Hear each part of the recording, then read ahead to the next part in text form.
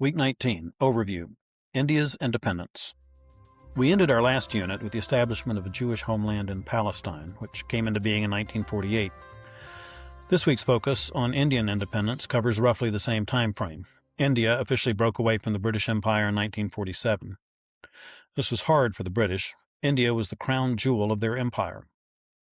The most intriguing figure in the story of the Indian struggle for independence is Mohandas K. Gandhi, who is to Indians what George Washington is to Americans, the father of modern India, and more. Gandhi's unique approach of nonviolent non-cooperation showed the British leaders that their dominion was counter to their own principles of government and pressured them into voluntarily releasing India to the governance of its own native leaders. Most Indians refer to Gandhi as Mahatma, which means great soul. The term is roughly equivalent to a Catholic's honorific of saint. That's a surprising term for a lawyer and political leader, but Gandhi's political leadership grew out of his personal spiritual journey. Gandhi considered his own political and spiritual leadership to be inseparable. So, who was Mahatma Gandhi? Mohandas K. Gandhi was born in 1869 into the third-ranking Hindu caste, the merchant caste. His grandfather and father were prime ministers of their state of Porbandar, well off but nowhere near the top of Hindu society. Gandhi's mother was very devout, and he grew up practicing an ascetic and traditional form of Hinduism. When he was only 13, Gandhi married Kastruba, the 13-year-old daughter of another prosperous merchant. The young couple lived with Gandhi's family for the first few years until Gandhi finished school in India. At 19, Gandhi and Kastruba became parents of their first live-born son, Harilal. They would raise 4 sons in all. Gandhi decided to study law in London in order to follow in his father's footsteps. Perhaps he, too, might someday become prime minister. In 1888, he left his family in India and spent the next 3 years studying law. While there, he embraced English culture and viewed himself as a full member of the British Empire. Though Gandhi met many Christians and read parts of the Bible in London, it was there that he decided to embrace his parents' faith as his own. Before he left India, his mother had made him promise not to drink alcohol or eat meat. Gandhi joined the London Vegetarian Society, a meeting place for some extraordinary Englishmen, many of whom had been influenced by Eastern religions. Gandhi soon discovered that some of these British vegetarians knew more about Hinduism than he did. He read the Bhagavad Gita, a Hindu classic which Tapestry of Grace covers in Year 1, and other Hindu works for the first time in London. It shaped his faith for the rest of his life.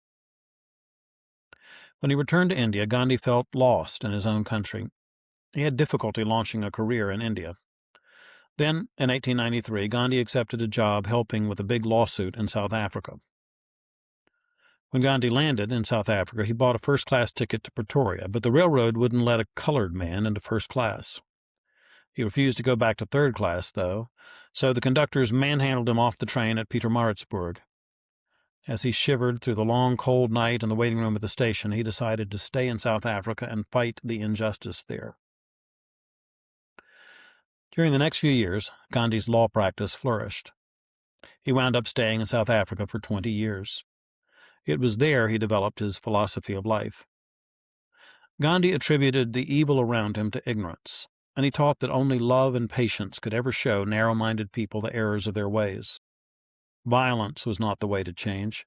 It only begat more violence. Gandhi also began to value self-reliance rather than relying on servants to do menial tasks.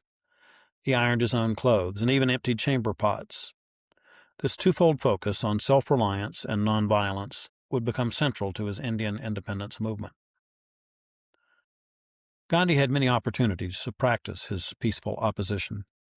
South Africa passed a law that required all Indians to be registered and fingerprinted like criminals, but Gandhi refused to obey it. In January 1908, he was jailed for 2 months, let out, and then jailed again when he still refused to obey. He sailed to London to lobby for repeal, but he soon realized the British government had no intention of helping his people. He did, however, have important talks with Indian nationalists who proposed the idea of Indian independence. That set off the next chapter of his life story. On his way back to South Africa from London, Gandhi wrote a booklet entitled Hind Swaraj, or Indian Home Rule. He wrote of his belief in the morality, or innate goodness, of the ancient world, with its focus on spiritual concerns, and the evil of the modern mechanized age, with its focus on materialism. He believed traditional Indian culture was superior because it had focused more on spiritual matters. A few years later, in 1914, Gandhi returned to India to seek independence. He traveled around India and then went to work as an activist lawyer. In 1916, one poor indigo farmer begged him to represent tenant farmers who were being abused by their landlords. A campaign of civil disobedience helped him to win the tenant farmer's case. Gandhi turned textiles into a symbol of the struggle for independence. Indians grew cotton for British mills that wove the cloth that poor Indians then purchased. Gandhi viewed self-reliance as the cure for colonial commerce. He began to spin his own cotton yarn, putting off his Western suits to dress in simple clothes that he made himself. Though Gandhi believed in Indian home rule, he supported Britain during World War I, but his position changed after the war. It began when Britain tried to punish political opposition to British rule. Gandhi called for a peaceful strike, but tempers flared and riots broke out in Delhi. British Brigadier General Dyer tried to restore order by banning all public meetings, but many Indians were unaware of his new rule. When 6,000 people gathered for a festival in Amritsar, Dyer ordered troops into the square to break it up. When the people seemed hostile, Dyer ordered troops to fire into the crowd. Hundreds died, more than 1,000 were wounded. The Amritsar massacre changed Gandhi's mind about the British. He no longer saw cooperation as possible. Instead, Gandhi became convinced that the only true resolution would be self-rule, or Swaraj. Gandhi called on Indian Hindus and Muslims to unite in a non-cooperation movement. The Indian National Congress supported him as he called on all Indians to join him in peaceful opposition to British rule. That meant that government lawyers and officials should stop work, students should skip school, soldiers should lay down their arms, citizens should stop paying taxes. Gandhi hoped the British government could not function and would give India home rule within a year.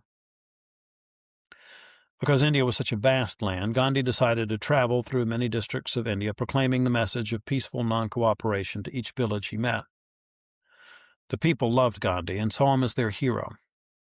As he traveled from town to town, one way that Gandhi led the people in communicating their message to the British was by burning a huge pile of European clothing as a symbol of ridding themselves of British tyranny.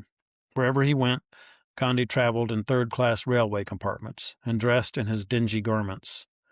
With his ideas about peace and love and nonviolence, Gandhi had become a holy person to many people in India. Britain sent the Viceroy of India instructions to arrest Gandhi, but he had done nothing that violated any specific law. In 1922, though, Gandhi lost some of his popularity and violence broke out throughout India. The British government decided now was the time to act and arrested him. Gandhi was released from jail 2 years later, only after he developed appendicitis in prison. Meanwhile, Indian Hindus and Muslims experienced more and more conflicts. Gandhi decided that his leadership was part of the problem, and he decided to publicly fast for 21 days in 1924 to show the groups the futility of their violence. The religious violence did ease up for some time. The Muslims were still afraid that if India achieved independence from Britain, they would be subject to a Hindu majority. They built up an organization called the Muslim League and tried to negotiate with the British on their own, apart from the Indian National Congress. In 1930, Gandhi decided it was time to declare for independence, regardless of Britain's position. Gandhi wrote a declaration for India as an independent nation and chose the British-controlled salt trade as a symbolic target. 61-year-old Gandhi began a 240-mile trek to a seaside town where he picked up a little of the salt there. By doing so, he broke the law, but he gave all India a new symbol of their freedom. Within a few days, people throughout India were gathering salt. Britain arrested thousands and censored the press. Gandhi told the viceroy he planned to take over a government-owned salt works and was promptly arrested again, but others carried out his plan, which lit a fire of protest across India. Gandhi had made sure that international reporters were in the area. This was a brilliant public relations move because the reporters were enraged at the brutality of the British soldiers against the peaceful protesters. In 1931, Gandhi traveled to England to attend a new conference on Indian independence. In one sense, the trip was a failure. It became very clear that the British did not care about Indian independence. The British officials successfully played the different factions off against each other. But the British press loved Gandhi. They photographed him in his native clothing and interviewed him about his philosophy of nonviolence.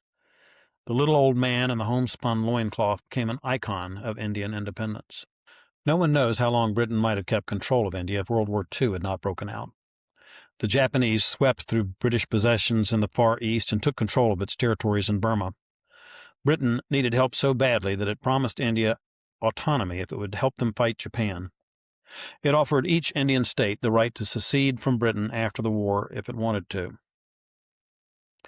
This thought horrified Gandhi. He feared that India would splinter into squabbling Muslim and Hindu states. He urged Indians to oppose British rule even as the war raged on, and went back to jail. But the drive for independence moved on without him. When the war ended, Britain followed through on its promises. To Gandhi's dismay, the British proposed to partition their territories into Hindu India and Muslim Pakistan. Pakistan became independent on August 14, 1947, and India became independent the next day.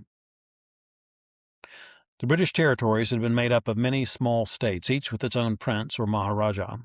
Each of these states was supposed to decide for itself whether to join India or Pakistan, but things broke down in one region where a Hindu prince ruled a Muslim majority. By the end of 1947, India and Pakistan were at war, the first of 4 wars between the nations so far.